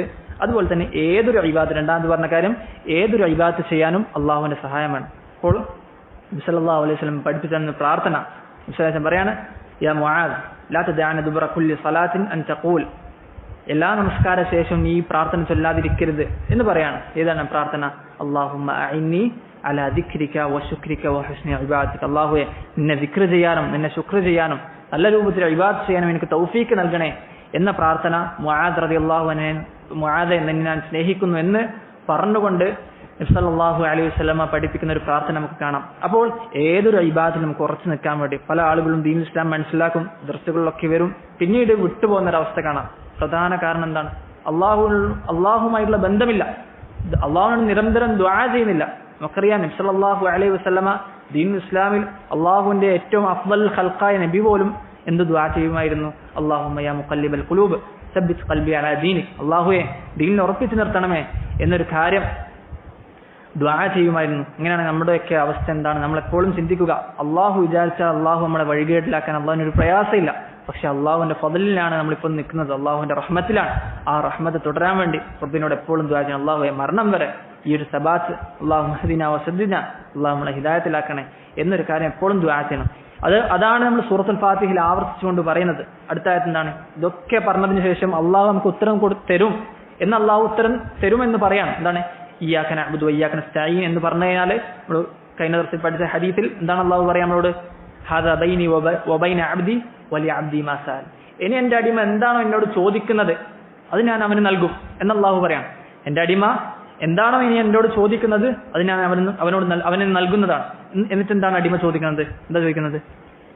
ഇഹ്ദിന സിറാത്തൽ മുസ്തഖീം. സുബ്ഹാനല്ലാഹ്, അള്ളാഹുവെ സിറാത്തുൽ മുസ്തഖീമിലാക്കി തരണേ, സന്മാർഗത്തിലേക്ക് ആക്കി തരണേ. ഓക്കെ, നമസ്കാരത്തിൽ 17 തവണ പോലും അള്ളാഹുവിനോട് ചോദിക്കുന്ന ചോദ്യമാണെന്ത്? സന്മാർഗം. നമ്മളിത് മനസ്സറിഞ്ഞ് അള്ളാഹുവിനോട് തേടിയിട്ടുണ്ടെങ്കിൽ നമ്മളെപ്പോഴും ഇത്ര വലിയ നിഅമത്തിലായിരിക്കും. മനസ്സറിഞ്ഞ് തേടണം. നമസ്കാരത്തിന്റെ വിഷയത്തിലാകട്ടെ, അള്ളാഹുവിനെ സൂക്ഷിക്കുന്ന വിഷയത്തിലാകട്ടെ, എല്ലാത്തിനും ഹിദായത്തുണ്ട് അല്ലേ? ഹിദായത്ത് എന്ന് പറഞ്ഞാൽ 2 രൂപത്തിലാണ്. ഒന്ന് ഹിദായത്ത് തൗഫീഖ്, അള്ളാഹു നൽകുന്ന ഹിദായത്താണ്. അത് നബി സല്ലല്ലാഹു അലൈഹി വസല്ലമക്ക് പോലും സാധിക്കുന്നതല്ല. നബി സല്ലല്ലാഹു അലൈഹി വസല്ലമക്ക് പോലും ഒരാൾക്ക് തൗഫീഖ് നൽകാൻ എന്നുള്ളത് സാധിക്കില്ല. അതാണ് നബി സല്ലല്ലാഹു അലൈഹി വസല്ലമക്ക് അങ്ങേയറ്റം ഇഷ്ടമായിരുന്നു. ആര്? തന്റെ വാപ്പയുടെ സഹോദരൻ അബൂ താലിബ് മുസ്ലിമാണെന്ന് നബി സല്ലല്ലാഹു അലൈഹി വസല്ലം അങ്ങേയറ്റം ഇഷ്ടമുണ്ടായിരുന്നു, ആഗ്രഹം ഉണ്ടായിരുന്നു. യാ അം ഖുൽ ലാ ഇലാഹ ഇല്ലല്ലാഹ്, ഓ അം ലാ ഇലാഹ ഇല്ലല്ലാഹ് പറയുമെന്ന് മരണസമയത്ത് പറയണം. എന്നിട്ട് എന്താണ്? അദ്ദേഹം ലാ ഇലാഹ ഇല്ലല്ലാഹ് പറയാതെ മരിക്കുകയാണ്. നബി സല്ലല്ലാഹു അലൈഹി വസല്ലമക്ക് പോലും ഇദ്ദേഹത്തിനെ ഹിദായത്തിലാക്കാൻ പറ്റിയിട്ടില്ലെങ്കിൽ അള്ളാഹുവിന് മാത്രമേ ഹിദായത്തിലാക്കാൻ പറ്റുള്ളൂ. ഈ ഒരു ബോധം നമ്മുടെ മനസ്സിൽ എപ്പോഴും ഉണ്ടാകണം. ഇതിൽ നമ്മൾ മനസ്സിലാക്കുന്ന മറ്റൊരു കാര്യമാണ്, പല ആളുകളും നബിയോട് വിളിച്ച് പ്രാർത്ഥിക്കുന്ന ഒരവസ്ഥ. നബിക്ക് പോലും തന്റെ പിതൃവ്യനെ ഇസ്ലാമിലേക്ക് കൊണ്ടുവരാൻ പറ്റിയില്ലെങ്കിൽ പിന്നെ എങ്ങനെയാണ് ആ നബിയോട് നമ്മൾ വിളിച്ച് പ്രാർത്ഥിക്കുന്നത് ശരിയാകുക?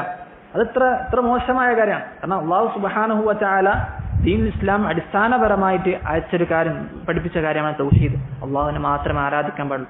ഇത് നബി സല്ലല്ലാഹു അലൈഹി വസല്ലമക്ക് പോലും പറ്റുന്നില്ല. മറിച്ച് അത് മാത്രമല്ല, മലക്കുകൾ വഹി വരുമ്പോൾ അവരെല്ലാവരും ബോധം കെട്ട് വീഴുകയാണ്. കിതാബ് തൗഹീദിലെ ബാബുകൾ നിങ്ങൾ ഇൻഷാ അല്ലാഹ് പഠിക്കും. ആ ഓരോ വഹി ഇറങ്ങുമ്പോഴും മാദാ ഖാല റബ്ബുക്കും, എന്താ റബ്ബ് എന്താണ് പറഞ്ഞത് എന്ന രൂപത്തിൽ അവർ ചോദിക്കും. ഖാലുൽ ഹഖ്, അപ്പോൾ മലക്കുകൾ പറയും അതെ ഹക്കാണ് റബ്ബ് പറഞ്ഞത്, അവർക്ക് സമാധാനം. അങ്ങനെ ആ മലക്കുകൾ പോലും പേടിച്ച് വീഴുകയാണ്. അപ്പൊ ഈ മലക്കുകൾക്ക് പോലും അവരുടെ നന്മയോ അവരുടെ മോശമോ ഒന്നും തന്നെ അവർക്ക് സ്വന്തം ഉടമസ്ഥയിലില്ല. എന്നിട്ട് എങ്ങനെയാണ് ഈ മലക്കുകളോടും ജിന്നിനോടും അതുപോലെ തന്നെ നബിമാരോടും ഈ സാലിഹീങ്ങളോടൊക്കെ ദുആ ചെയ്യുന്നത്? എത്ര മോശമായ കാര്യമാണ്. അപ്പോൾ എല്ലാ കാര്യങ്ങളും അള്ളാഹുവിന്റെ കയ്യിലാണ്. ഇതാണ് ഒന്നാമത്തെ ഹിദായത്ത് തൗഫീഖ് എന്ന് പറഞ്ഞാൽ. ഇനി രണ്ടാമത്തെ ഹിദായത്താണ് ഹിദായത്തുൽ ഇർഷാദ്, വഴി കാണിച്ചു തരാന്നാണ്. ഖുർആനിൽ ഈ 2 വാക്ക് ഉപയോഗിച്ചിട്ടുണ്ട്. നബിയെ കുറിച്ച് പറഞ്ഞ് ഇന്നക ലതഹ്ദി ഇലാ സിറാത്തുൽ മുസ്തഖീം, താങ്കൾ സിറാത്തുൽ മുസ്തഖീമിലേക്ക് ഹിദായത്ത് കാണിക്കും എന്ന് ഖുർആനിൽ വന്നിട്ടുണ്ട്. അതെന്താണ്? വഴി കാണിച്ചു കൊടുക്കും. ഇപ്പൊ സ്വാഭാവികമായിട്ടും ദർസിലേക്ക് എനിക്ക് ദീൻ പഠിക്കണം എന്ന് ഒരാൾ ആഗ്രഹിച്ചാൽ അവരോട് പറഞ്ഞു കൊടുക്കും, ഇന്നേ ദർസ് കേൾക്കുക, തുടക്കക്കാരനാണ് ഈ ദർസ് പഠിക്കുക. ഇതെന്താണ്? അവർക്ക് വഴി കാണിച്ചു കൊടുക്കൽ മാത്രമാണ്.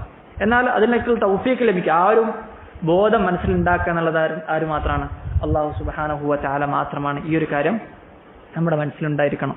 തയ്യിബ്. അപ്പോൾ ഇഹ്ദിന സിറാത്തൽ മുസ്തഖീം, അടുത്ത എന്താണ്? ഇഹ്ദിന സിറാത്തൽ മുസ്തഖീം എന്ന് പറഞ്ഞ അള്ളാഹുവിനോട് ദുആ ചെയ്യാണ്. ഇത് ഞാൻ സൂറത്തുൽ ഫാത്തിഹ പെട്ടെന്ന് തീർക്കാൻ വിചാരിച്ച, പക്ഷെ എന്നാലും ഇവിടെ എത്തിയിട്ടില്ല. ഈ ഇഹ്ദിന സിറാത്തുൽ മുസ്തഖീം നമ്മളെന്ന് പ്രാർത്ഥിക്കുന്നതിന് മുമ്പായി നമുക്കറിയാം, ഏതൊരു ദുആക്ക് മുമ്പും നമ്മൾ അള്ളാഹുവിന് മുമ്പ് തവസ്സുൽ തേടേണ്ടതുണ്ട്. നമുക്ക് ശരീഅത്തിൽ പ്രോത്സാഹിപ്പിച്ച ചില തവസ്സുലുകളുണ്ട്. എന്താണ്? അള്ളാഹുവിന്റെ പേരുകൾ വെച്ച് തവസ്സുൽ ചെയ്യാം. രണ്ടാമത്തേത് എന്താണ്? അള്ളാഹുവിനോട് നമ്മുടെ ഇബാദത്ത് സൽക്കർമ്മങ്ങൾ വെച്ച് തവസ്സുൽ ചെയ്യാം. നിങ്ങൾ കേട്ടിട്ടുണ്ടാവും, ഒരു ഗുഹയിൽ അകപ്പെട്ട ഒരു 3 ആളുകൾ സൽക്കർമ്മങ്ങൾ പറഞ്ഞ് അങ്ങനെ ഗുഹയുടെ വാതിൽ തുറക്കുന്ന ഒരവസ്ഥ നിങ്ങൾ കേട്ടിട്ടുണ്ടാവും.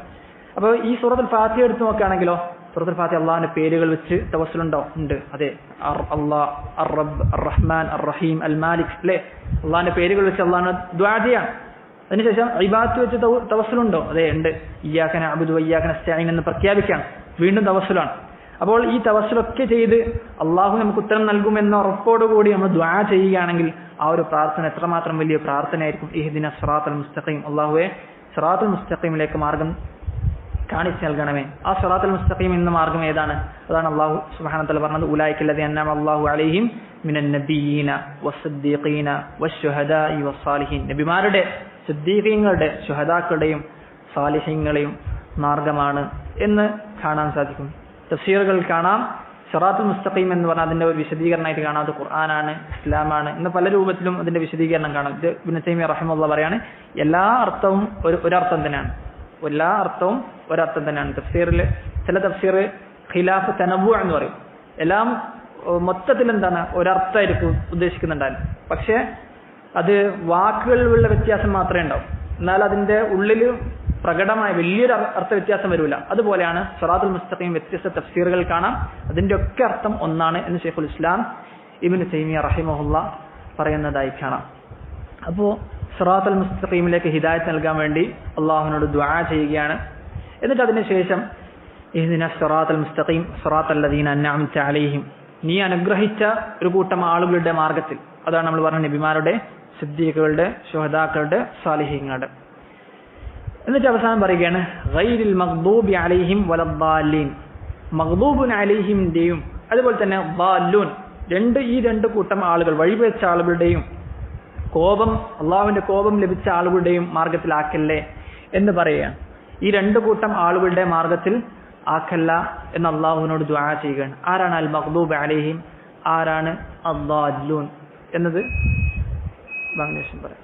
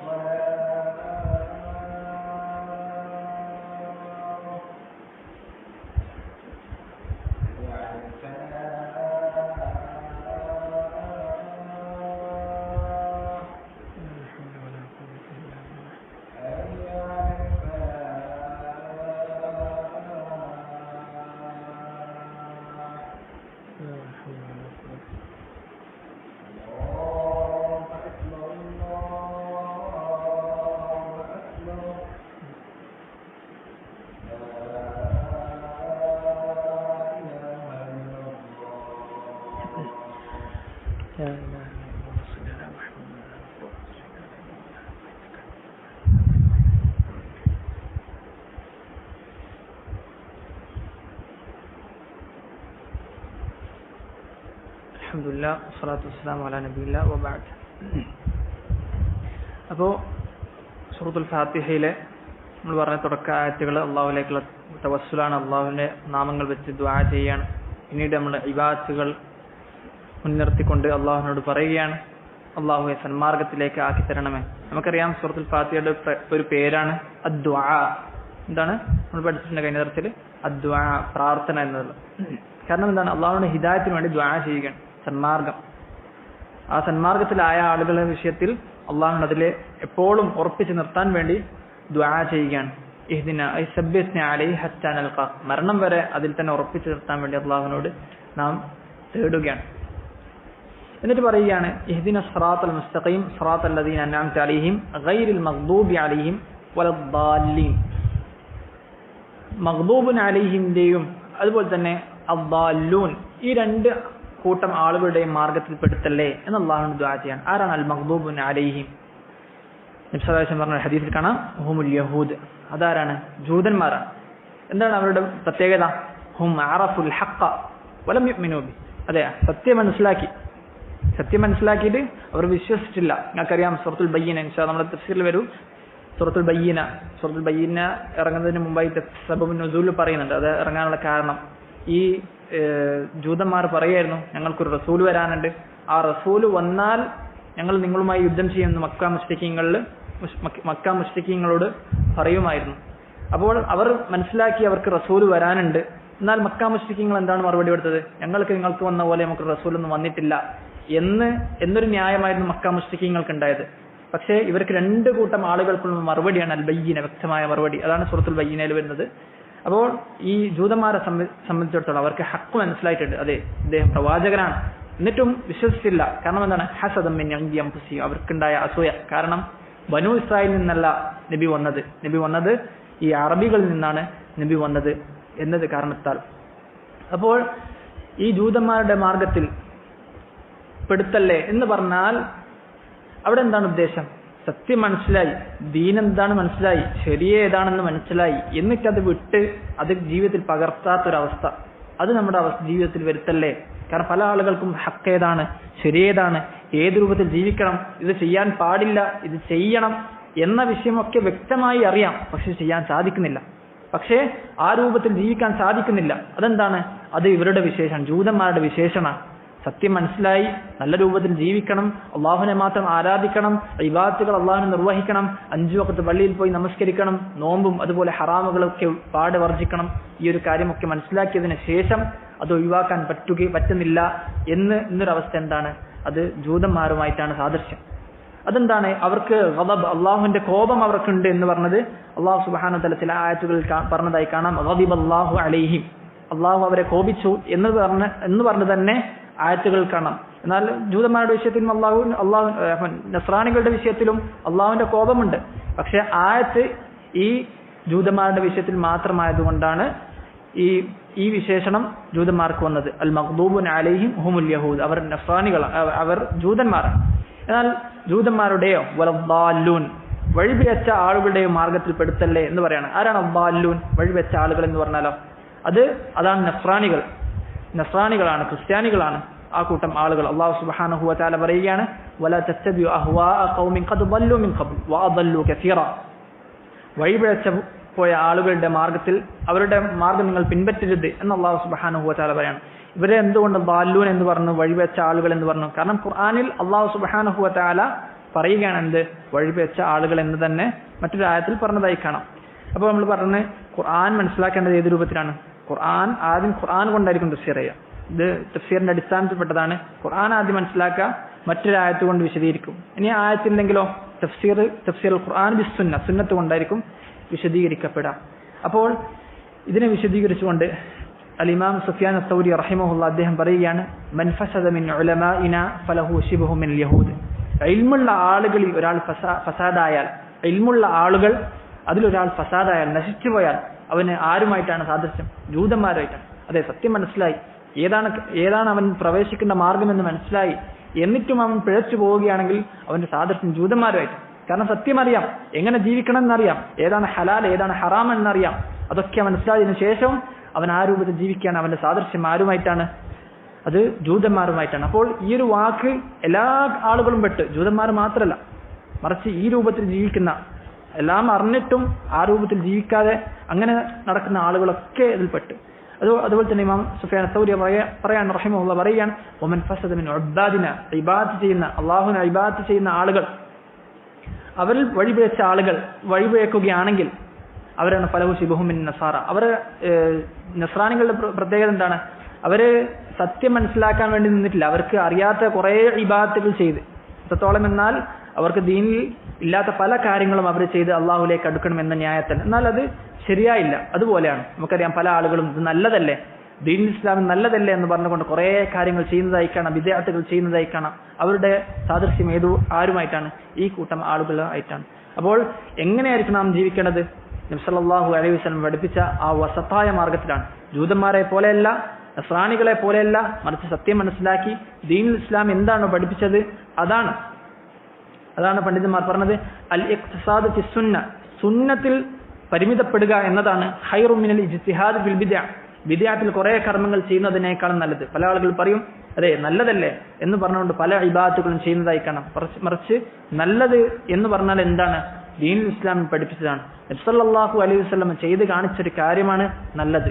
ഈ രൂപത്തിൽ ജീവിക്കലാണ് നല്ലത്. ഇതാണ് ദീനുൽ ഇസ്ലാം പഠിപ്പിച്ച, പ്രോത്സാഹിപ്പിച്ച മാർഗം. അതാണ് വസത്തായ മധ്യമ നിലപാട് എന്നൊരു കാര്യം നമ്മൾ മനസ്സിലാക്കണം. അപ്പോൾ ജൂതന്മാരുടെ മാർഗത്തിലോ നസ്രാനികളുടെ മാർഗത്തിലോ പെടുത്താതെ അള്ളാഹുവെ സിറാത്തുൽ മുസ്തഖീമിൽ ഉറപ്പിച്ച് നിർത്തണമേ എന്ന് അള്ളാഹുവിനോട് എപ്പോഴും ദുആ ചെയ്യുകയാണ്. അപ്പോൾ നമ്മൾ മനസ്സിലാക്കാം, സൂറത്തുൽ ഫാത്തിഹ പഠിച്ചതിന് ശേഷമുള്ള നമ്മുടെ നമസ്കാരം, നമ്മുടെ ഇബാദത്ത് മുമ്പുണ്ടായതുപോലെ ആകാൻ പാടില്ല. നമ്മൾ സൂറത്തുൽ ഫാത്തിഹയുടെ അർത്ഥം മനസ്സിലാക്കി ഇനി നമസ്കരിക്കുമ്പോൾ നമുക്ക് ആ ഒരു ബോധം വേണം. അൽഹംദുലില്ലാഹി റബ്ബിൽ ആലമീൻ എന്ന് പറയുമ്പോൾ അള്ളാഹു നമുക്ക് മറുപടി നൽകുകയാണ്. ഹമിദനി അബ്ദി, എൻ്റെ അടിമ എന്നെ സ്തുതിച്ചിരിക്കുന്നു. റഹ്മാൻ റഹീം എന്ന് പറഞ്ഞാൽ അള്ളാഹു നമുക്ക് മറുപടി നൽകിയാണ്. അസ്ന അലയ അബ്ദി, എൻ്റെ അടിമ എന്നെ പുകഴ്ത്തിയിരിക്കുന്നു. മാലിക് യൗമിദ്ദീൻ എന്ന് പറഞ്ഞാൽ അള്ളാഹു നമുക്ക് മറുപടി നൽകിയാണ്. മജ്ജദിനി അബ്ദി, എൻ്റെ അടിമ എന്നെ വാഴ്ത്തിയിരിക്കുന്നു എന്ന് അള്ളാഹു നമുക്ക് മറുപടി നൽകിക്കൊണ്ട് നാം അള്ളാഹുവിന് മുമ്പിൽ നമസ്കരിക്കുകയാണ്. ഇയ്യാക നഅബ്ദു വഇയ്യാക നസ്തഈൻ എന്ന് പറഞ്ഞു കഴിഞ്ഞാൽ അള്ളാഹു നമുക്ക് മറുപടി നൽകുകയാണ്. ഹാദാ ബൈനി വബൈന അബ്ദി വലി അബ്ദി മാ സഅല, ഇതാണ് ഞാനും എൻ്റെ അടിമയും തമ്മിലുള്ള കരാർ. എൻ്റെ അടിമനെ എന്താണ് ചോദിക്കുന്നത് അത് അവനെ കൊടുക്കുകയാണെന്ന് പറഞ്ഞതിന് ശേഷം അള്ളാഹുവിനോട് ആ കീഴ്വണക്കത്തോടു കൂടി ആ മനസ്സ് മുഴുവനും അള്ളാഹുവിന് മുമ്പിൽ വെച്ചുകൊണ്ട് അള്ളാഹുവിനോട് ദുആ ചെയ്യുക. ഇഹ്ദിന സിറാത്തൽ മുസ്തഖീം. നമ്മുടെ ഹിദായത്ത് എന്ന് പറഞ്ഞാൽ ദുനിയാവിലെയും ആഖിറത്തിലും എല്ലാ കാര്യങ്ങളും അതിൽപ്പെട്ട് നമുക്ക് ദുനിയാവിലൊരു നേട്ടം, ഒരു കാര്യം നേടണമെങ്കിൽ, പരലോകത്തിലെ കാര്യം നേടണമെങ്കിൽ ആ ഒരു കാര്യം ചിന്തിച്ചുകൊണ്ട് ദുആ ചെയ്യുകയാണെങ്കിൽ അതും നമുക്ക് അതുകൊണ്ട് നേടാവുന്നതാണ്. അതുകൊണ്ടാണ് നബി സല്ലല്ലാഹു അലൈഹി വസല്ലം പഠിപ്പിച്ചെന്ന വളരെ 2 വാക്കുകൾ മാത്രമുള്ള പ്രാർത്ഥന നമ്മളെപ്പോഴും ജീവിതത്തിൽ മുറുകെ പിടിക്കണം. എപ്പോഴും മുറുകെ പിടിക്കേണ്ട അതിമഹത്തായ പ്രാർത്ഥനയാണ്. എന്താണ്? അല്ലാഹുമ്മ ഹ്ദിനി വസദ്ദിദ്നി, അള്ളാഹു എന്നെ ഹിദായത്തിലാക്കണേ. അല്ലാഹുമ്മ ഹ്ദിനി വസദ്ദിദ്നി, അള്ളാഹു എന്നെ ഹിദായത്തിലാക്കണമേ. വസദ്ദിദ്നി, അതിൽ നേരെ ചൊവ്വെ നിലനിന്ന് കൊണ്ടുപോകാൻ എനിക്ക് തൗഫീഖ് നൽകണമേ എന്നൊരു പ്രാർത്ഥന ഇപ്പോൾ നമ്മൾ ആവർത്തിച്ചുകൊണ്ട് ചൊല്ലിക്കൊണ്ട് ജീവിക്കണം. റബ്ബ് സുബ്ഹാനഹു വ തആല നമുക്ക് അധികം അതിനുള്ള തൗഫീഖ് നൽകി അനുഗ്രഹിക്കുമാറാകട്ടെ. പല മശായിഖ്മാരും പലപ്പോഴും നസീഹത്ത് പറയുന്നതായി കേട്ടിട്ടുണ്ട്. പലപ്പോഴും പല ദർസുകൾ വന്നാൽ പോലും ഈ പ്രാർത്ഥന ഒറ്റത്തിൽ ചൊല്ലുന്നതായി കേട്ടിട്ടുണ്ട്. ഇതാണ് ഈ പ്രാർത്ഥന, അതിമഹത്തായ പ്രാർത്ഥനയാണ്. അള്ളാഹുവിനോട് ഹിദായത്ത് ചോദിക്കുക, സദാത് ചോദിക്കുക. കാരണം എല്ലാം അള്ളാഹുവിന്റെ കയ്യിലാണ്. അള്ളാഹുവിന്റെ വലൗലാ ഫദ്ലുല്ലാഹി അലൈക്കും വറഹ്മത്തുഹു മാ സകാ മിൻകും മിൻ അഹദിൻ അബദ, അള്ളാഹുവിന്റെ ഫദ്ലും റഹ്മത്തും ഇല്ലെങ്കിൽ നമ്മൾ ആരും തന്നെ നന്നാവുമായിരുന്നില്ല. നമ്മളും പുറമേ നടക്കുന്ന ആ തെമ്മാടികളെ പോലെ, അല്ലെങ്കിൽ നമസ്കാരമില്ലാതെ അള്ളാഹുവിനെ കുറിച്ചൊരു ബോധമില്ലാതെ ആ നടക്കുന്ന ഒരു കൂട്ടത്തിലാകുമായിരുന്നു. പക്ഷേ അള്ളാഹു അതിനൊന്നും പെടുത്താതെ ദീനുൽ ഇസ്ലാം പഠിക്കാൻ വേണ്ടി കുറച്ചു സമയം ഇൽമിന്റെ മജ്ലിസിലേക്ക് വരാനുള്ള തൗഫീഖ് നൽകി. വലാകിൻ അല്ലാഹു യുസക്കി മൻ യശാ, അള്ളാഹു നമുക്ക് ഹിദായത്ത് നൽകിയാണ്. അള്ളാഹു നമുക്ക് ഹിദായത്ത് നൽകിയാണ്. നമ്മൾ മനസ്സിലാക്കാം, റബ്ബ് സുബ്ഹാനഹു വ തആല ഇത്രയും വലിയ നിഅമത്തിലേക്ക്, അനുഗ്രഹത്തിലേക്ക് നമ്മൾ എത്തിച്ചത് നമ്മളൊരു ഫദ്ലും കൊണ്ടല്ല, നമ്മളൊരു കാര്യം കൊണ്ടല്ല, മറിച്ച് അള്ളാഹു നമുക്ക് ഖൈർ ഉദ്ദേശിച്ചിട്ടുണ്ട്. അല്ലേ? വിശ്വാസം പറയാണ് മയ്യുരിദില്ലാഹു ബി ഖൈറൻ യുഫഖിഹു ഫിദ്ദീൻ, അള്ളാഹു നമുക്ക് ഖൈർ ഉദ്ദേശിച്ചിട്ടുണ്ടെങ്കിൽ ദീനിൽ ഫിഖ് നൽകും, ദീനിൽ കുറച്ച് അറിവ് നൽകും. അല്ലേ? ആ ഒരു മാർഗത്തിലേക്ക് ഇറങ്ങാൻ പറ്റുക എന്നുള്ളത് അള്ളാഹു നമുക്ക് ഖൈർ ഉദ്ദേശിച്ചിട്ടുണ്ടെന്ന എന്നൊരു കാര്യത്തെ അറിയിക്കുന്ന ഒരു കാര്യമാണ്. അപ്പോൾ ഈ ഒരു മാർഗം ഇതാണ് ഖൈറായ മാർഗം എന്ന് മനസ്സിലായതിനു ശേഷം ഈ ഒരു മാർഗം വിട്ടുപോകുന്നൊരവസ്ഥ നമ്മൾ ആലോചിച്ച് നോക്കി, എത്രമാത്രം മോശമാണ്. അപ്പോൾ ഈ ഒരു കാര്യം വിട്ടുപോകുന്ന നമ്മൾ അങ്ങേറ്റ് പേടിക്കണം. നമുക്കറിയാം, ഇമാം സുഫിയാൻ അസ്സൗരി റഹിമഹുല്ല അദ്ദേഹം യാത്രയിൽ ധാരാളമായി കരയാണ്. യാത്രയിൽ ഇങ്ങനെ കരയുന്ന കണ്ടപ്പോൾ കൂടെ ഉണ്ടായ ആളുകൾ ചോദിച്ചു, ബുഖാഉക ഹാദാ ഖൗഫൻ മിനദ് ദുനൂബ്, താങ്കളുടെ പാപങ്ങൾ പേടിച്ചിട്ടാണോ താങ്കൾ ഈ കരയുന്നത്? അപ്പോൾ അദ്ദേഹം അവിടെ ഉണ്ടായ ഒരു കൊള്ളി കഷ്ണം എടുത്തിട്ട് പറഞ്ഞ്, ലദുനൂബി അഹ്വനു അലൈ മിൻ ഹാദാ, എൻ്റെ പാപങ്ങൾ എന്നുള്ളത് എനിക്ക് ഇതിനേക്കാളും നിസ്സാരമാണ്. കാരണം അത്ര വലിയ പാപങ്ങളൊന്നും എൻ്റെ ജീവിതത്തിൽ വന്നിട്ടില്ല. പക്ഷേ അദ്ദേഹം പറയാണ്, വലാകിന്നി അഖാഫു അൻ ഉസ്ലബ തൗഹീദ്, തൗഹീദ് എൻ്റെ ജീവിതത്തിൽ ഇല്ലാതാകുമോ എന്ന വിഷയത്തിലാണ് എൻ്റെ പേടി. കാരണം എന്താണ്? തൗഹീദ് ഇല്ലാതെ ഒരാൾ മരണപ്പെടുകയാണെങ്കിൽ അവസാനം മോശമായി മരണപ്പെടുകയാണെങ്കിൽ 10, 20, 30, 40, 50 വയസ്സ് നല്ല രൂപത്തിൽ ജീവിച്ചു, അവസാന കാലത്ത് അവൻ വ്യതിചലിച്ച് പോവുകയാണെങ്കിൽ തൗഹീദില്ല, സുന്നത്തില്ല, അള്ളാഹുവിന്റെ ഇബാദത്തില്ല, ഈ രൂപത്തിൽ മരണപ്പെടുകയാണെങ്കിൽ അവൻ നരകത്തിലേക്ക് പോകുന്ന ഒരു അവസ്ഥ. അപ്പോൾ ഈ പണ്ഡിതന്മാർ പോലും പേടിച്ചൊരു വിഷയമാണ് ദീൻ ഇസ്ലാമിൽ പുറത്തു പോകുന്ന, ഈ സിറാത്തുൽ മുസ്തഖീമിൽ നിന്ന് പുറത്തു പോകുന്ന ഒരു അവസ്ഥ. അപ്പോൾ ദീൻ ഇസ്ലാമിൽ പുറത്തു നിൽക്കാൻ വേണ്ടി നമ്മളെപ്പോഴും അള്ളാഹുവിനോട് ദുആ ചെയ്യണം. കാരണം തൗഫീഖ് മുഴുവനും അള്ളാഹുവിന്റെ കയ്യിലാണ്. ഈ ഒരു ബോധം നമുക്ക് ഉണ്ടാകണം. റബ്ബ് സുബ്ഹാനഹു വ തആല ദീൻ ഇസ്ലാമിൽ അടിയുറച്ച് നിന്ന് അള്ളാഹുവിനെ ഇബാദത്ത് ചെയ്ത് ജീവിക്കാൻ നമുക്ക് ഏവർക്കും തൗഫീഖ് നൽകി അനുഗ്രഹിക്കുമാറാകട്ടെ. اللهم اهدنا وسددنا اللهم اصلح لنا ديننا الذي هو عصمة أمرنا وأصلح لنا دنيانا التي فيها معاشنا وأصلح لنا آخرتنا التي فيها معادنا واجعل الحياة زيادة لنا في كل خير والموت راحة لنا من كل شر. وهذا والله تعالى أعلى وأعلم. وصلى اللهم على نبينا محمد وعلى آله وصحبه أجمعين. جزاكم الله خيرا.